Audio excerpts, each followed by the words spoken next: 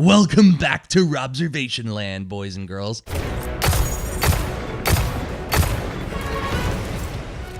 What is up, everybody? Welcome to the Robservation. I'm your host and master of ceremonies, DarkSideRob James, and it is good to see you here on the channel. A return to form for the Robservation after a very extended hiatus. There were reasons that things like this needed to transpire. One, change in title. We are no longer Game Crashers, as it were. I'm no longer making videos for Game Crashers. I am now making videos under my own brand, under my own name, under my own YouTube channel. I still own both YouTube channels. I just wanted to make something that had my name on it, that was me, that was forward-facing, that was me connecting with you guys, talking about the topics that interest me.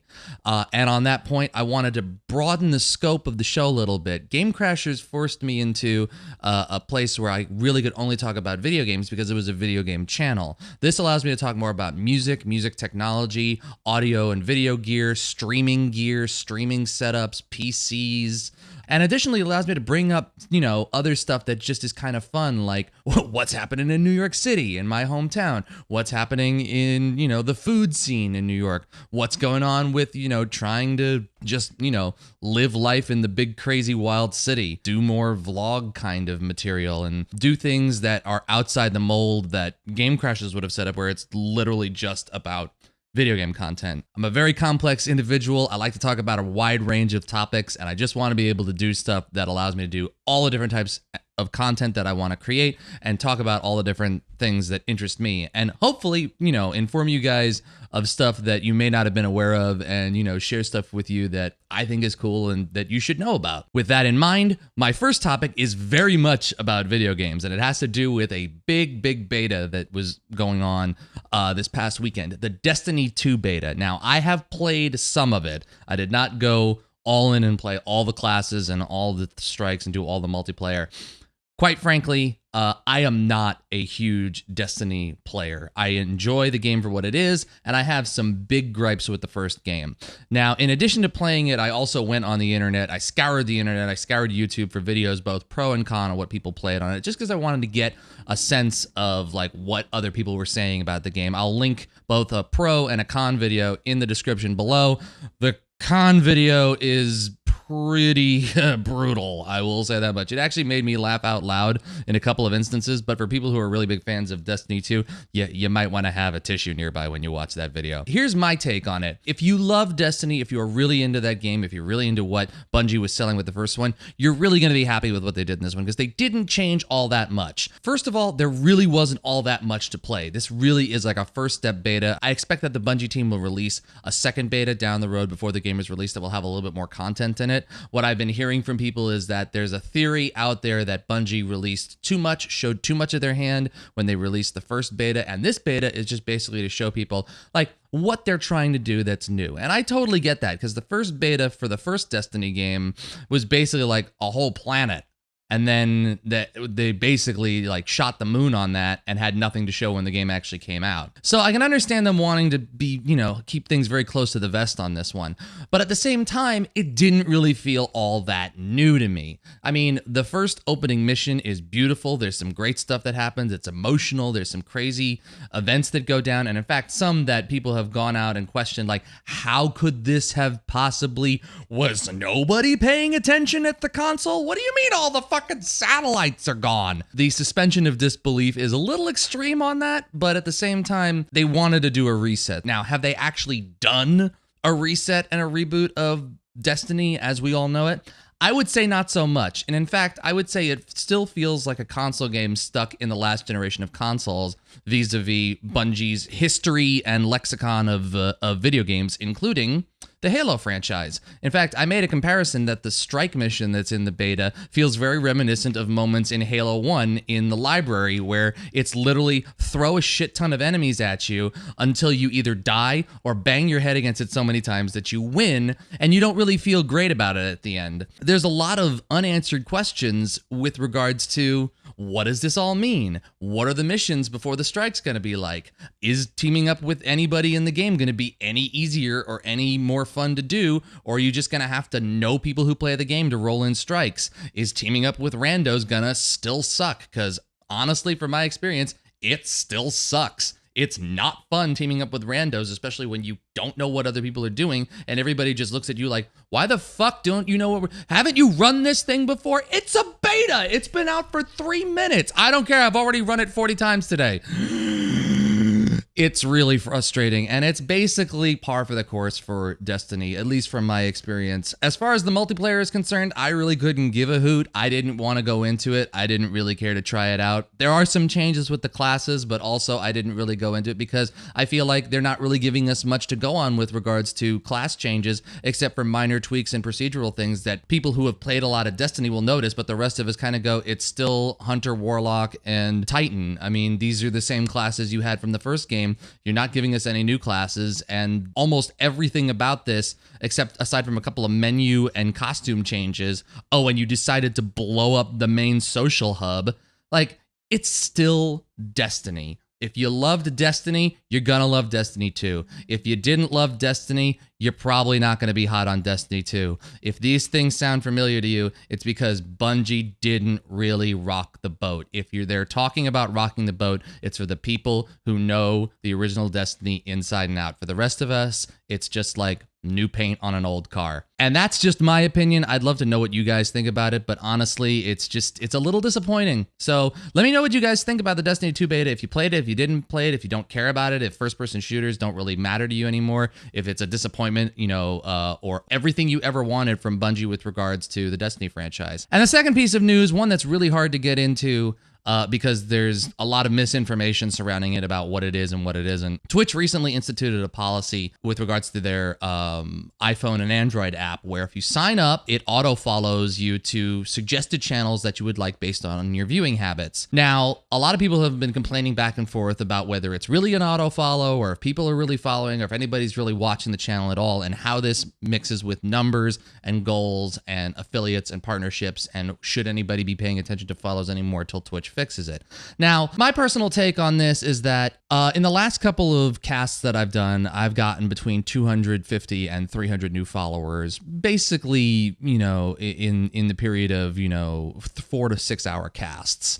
Now, that is a little bit abnormal for me, but I will take it because I'm a small streamer. All follows and all subs of any variety count. In my estimation, everybody who wants to do well on Twitch TV will take followers and subs where they can get it. To that point, though, a follow that doesn't actually result in an actual connection between streamer and viewer, in some cases, seems like a phony baloney follow. And there's two parts of my reaction to this. One is, well, that's great. And two, are these people ever going to watch my channel? Now, my greatest fear with all of this is that you're going to get mass follows and then mass exoduses from people who finally realize they followed channels that they weren't interested in.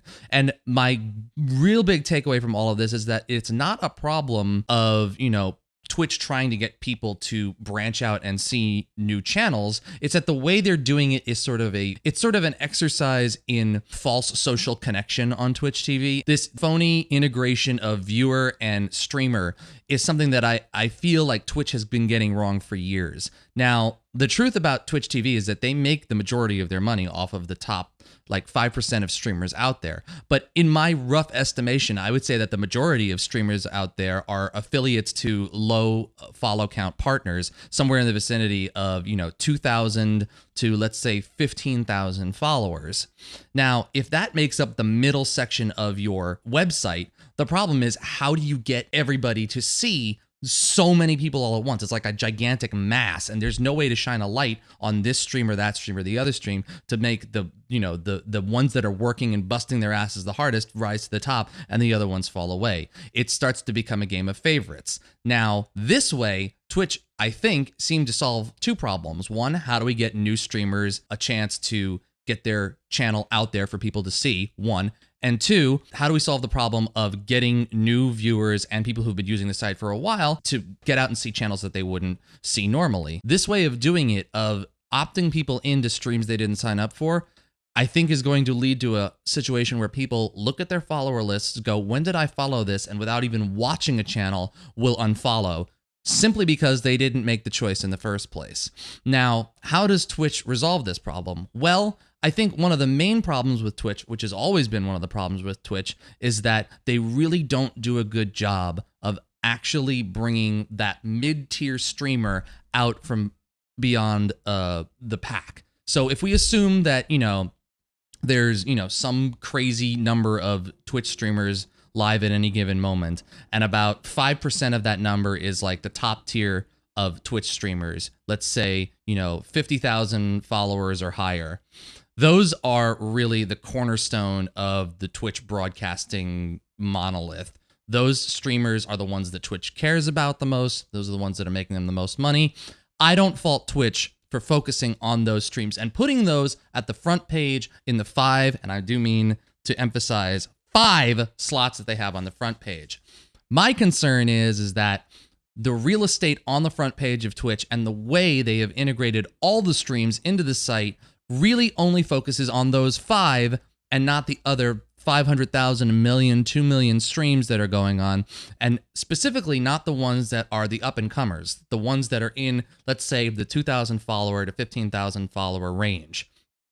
That could be Twitch's bread and butter in the next 5 years. Those could be the streamers that Twitch isn't even focused on, because the problem is that there's so many of them that it is impossible to get people from A to B, to get those streamers connected to those viewers. The problem with doing it in this manner is that making the decision for people of what to follow while helping the streamer in the short term, I don't believe it helps the streamer in the long term, especially when there could be a moment down the road where they look at their follower count and it's gone into the toilet. So how does Twitch address this problem? I'm not entirely sure. I've said for years, I think 5 slots on the front page is not nearly enough. I think there should be, a place where there's an up-and-comers 5 list. I think there should be something where affiliates get front page time. I've always thought that there should be mid-tier streamers that get front page time.